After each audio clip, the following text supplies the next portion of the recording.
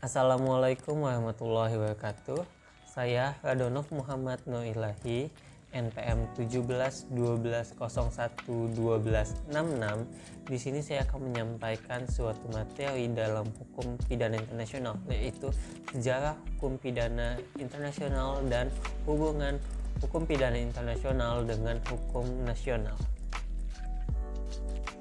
Dimulai dari sejarah hukum pidana internasional pada era abad 16 Masehi, yaitu pada kerajaan Romawi di bawah kekaisaran Justinianus, yang dimana dengan kekuatan undang-undangnya Justinianus telah memberikan perdamaian ke seluruh kerajaan Romawi termasuk jajah-jajahannya. Yang kedua, yaitu pada era pasca Perang Salib.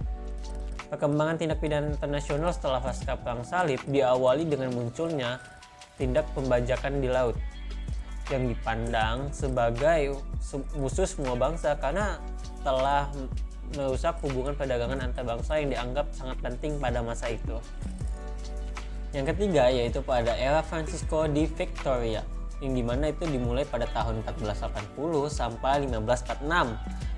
Pada masa itu muncul seorang profesor teologika bernama Francisco de Vitoria yang memperingati suatu kerajaan bahwa ancaman perang dan peperangan tidak dapat dibenarkan dengan suatu alasan, yang dimana alasan itu seperti agama, perluasan kerajaan, dan kemenangan yang bersifat pribadi, sekalipun dengan alasan untuk self-defense. Yang keempat yaitu pada era abad 16 sampai 18. Pada abad 16 sampai 18 ini ketika penulis-penulis terkenal seperti Alberto Gentili, Francisco Suarez, Samuel dan Emeris de Vantel telah membahas tentang dan mencari dasar-dasar hukum suatu peperangan. Namun seorang tokoh terkenal pada masa itu adalah seorang ahli hukum Belanda, Hugo Grotius, yang telah menulis dan menerbitkan sebuah treatise bertulisan The Law of War and Peace in the Three Book pada tahun 1625. Yang kelima, dimulai pada pasal 227 Decta Versailles tidak dipatuhi. Karena dalam perjanjian Versailles yang mengakhiri Perang Dunia ke-1, ternyata dalam praktek hukum internasional tidak berhasil melaksanakan ketentuan pasal 227 tersebut, yang dimana ketentuan antara lain penuntutan dan penjatuhan pidana atas pelaku kejahatan atas perang. Yang enam, yaitu pada era 1920. Pada masa ini telah tampak adanya upaya pembentukan Mahkamah Pidana Internasional, terutama setelah terbentuknya Liga Bangsa-Bangsa. Upaya ini berasal dari sejumlah ahli hukum terkemuka, antara lain Vespasiano Pella, Megalos Siloni, dan Rafael. Ya, selanjutnya yang ketujuh yaitu dimulai pada Liga Bangsa-Bangsa tahun 1927, yang dimana ini menetapkan bahwa perang agensi atau a war of aggression merupakan international crime. Yang kedelapan yaitu pada era pasca Perang Dunia Kedua, yang dimana melahirkan berbagai tindak pidana baru yang merupakan pelanggaran atas perjanjian-perjanjian yang telah ditandatangani di antara negara anggota Liga Bangsa-Bangsa, yang dimana pelanggaran-pelanggaran tersebut adalah kejahatan genosida dan kejahatan terhadap kemanusiaan. Yang ke-9 yaitu pada Nuremberg Trial tahun 1946. Yang ke-10 yaitu pada saat PBB menetapkan perbuatan-perbuatan sebagai delicta juris gentium. Dimulai pada tahun 1947, masalah pembentukan Mahkamah Pidana Internasional diserahkan kepada International Law Commission yang terdiri dari kelompok ahli hukum terkemuka dari seluruh negara yang terbentuk oleh PBB dan bertugas menyusun suatu kodifikasi hukum internasional.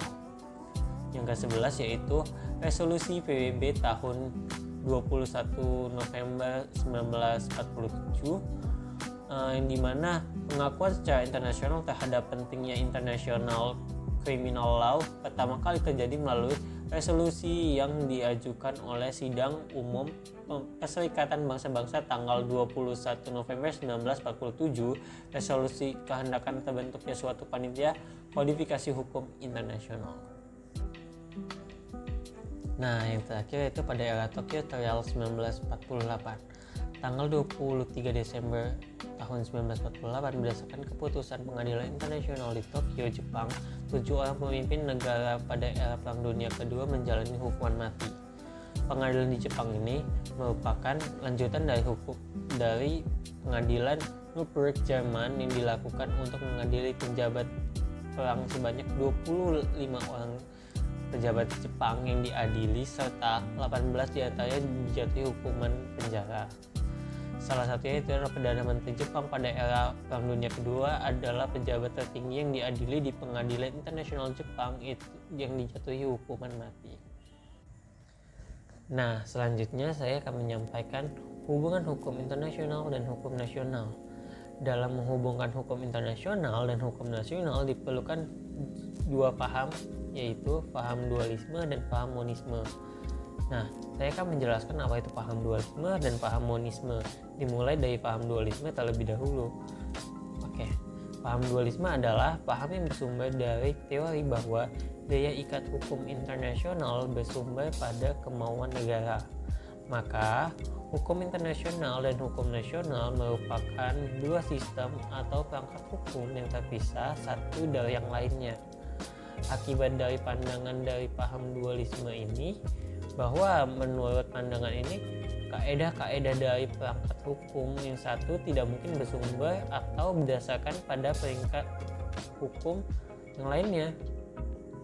Nah, akibat yang kedua yaitu adalah bahwa menurut hukum pandangan ini tidak mungkin ada pertentangan antara kedua perangkat hukum itu, yang mungkin hanya menunjukkan referensi saja. Akibat lain yang penting pula dari pandangan dualisme ini bahwa ketentuan hukum internasional memerlukan transformasi menjadi hukum nasional sebelum dapat berlaku di dalam lingkungan hukum internasional. Yang kedua yaitu paham monisme. Didasarkan atas pemikiran kesatuan daripada seluruh hukum yang mengatur hidup manusia, dalam rangka pemikiran ini hukum internasional dan hukum nasional merupakan dua bagian daripada satu kesatuan yang lebih besar, yaitu hukum yang mengatur kehidupan manusia. Akibat dari pandangan monisme ini adalah bahwa antara dua perangkat ketentuan hukum ini mungkin ada hubungan hierarki. Nah, persoalan hierarki antara hukum nasional dan hukum internasional ialah yang melahirkan beberapa sudut pandang yang berbeda dalam aliran monisme. Mengenai masalah hukum manakah yang utama dalam hubungan antara hukum nasional dan hukum internasional ini, ada pihak yang menganggap bahwa dalam hubungan antara hukum nasional dan hukum internasional yang utama adalah hukum nasionalnya. Nah, dalam pandangan paham monisme melihat kesatuan antara hukum nasional dan hukum internasional dengan privat hukum nasional ini pada hakikatnya menganggap bahwa hukum internasional itu bersumberkan pada hukum nasional. Alasan utamanya daripada menganggapnya itu ada dua. Nah, yang pertama yaitu adalah bahwa tidak ada satu organisasi di antara negara-negara yang mengatur kehidupan negara-negara di dunia ini. Nah, yang kedua yaitu dasar daripada hukum internasional yang mengatur hubungan internasional adalah terletak di dalam wewenang negara-negara untuk mengadakan perjanjian-perjanjian internasional. Jadi, wewenang konstitusionalnya. Nah, paham monisme dengan primat hukum internasional, maka hukum nasional itu bersumber pada hukum internasional yang menurut pandangan ini merupakan suatu perangkat ketentuan hukum yang hierarkisnya lebih tinggi. Menurut paham ini, hukum nasional tunduk pada hukum internasional. Pada hakikatnya, ketentuan pengikatnya berdasarkan suatu pendelegasian wewenang daripada hukum internasional. Nah, saya telah menjelaskan secara hukum pidana internasional dan hubungan hukum pidana internasional dengan hukum nasional. Nah, di sini saya akan coba memberikan suatu kesimpulan dari penjelasan yang saya berikan. Dimulai dari sejarah hukum pidana internasional. Sejarah hukum pidana internasional ini dimulai dari era abad 16 Masehi, yang dimana itu dimulai dari kekaisaran Justinus. Lalu muncul era pasca perang salib, era Francisco de Victoria tahun 1480 sampai 1546, lalu pada abad ke-16 dan sampai abad 18. Selanjutnya yaitu karena tidak dipatuhinya pasal 227 Diktat Versailles, lalu muncul lagi pada era 1920, lalu dimulai semakin berkembang lagi ke Liga Bangsa-Bangsa tahun 1927, muncul lagi pada era pasca Perang Dunia Kedua, lalu ke Number Trial tahun 1946, semakin berkembang lagi dengan adanya PBB yang menetapkan perbuatan-perbuatan sebagai delicta justitium, lalu selanjutnya resolusi PBB tahun 1947, lalu diakhiri dengan era Tokyo Trial 1948.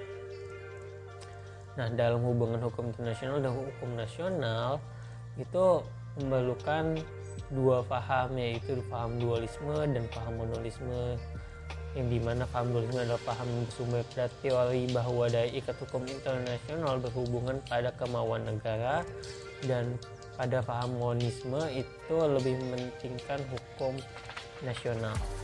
Sekian, terima kasih telah mendengarkan presentasi dari saya. Wassalamualaikum warahmatullahi wabarakatuh.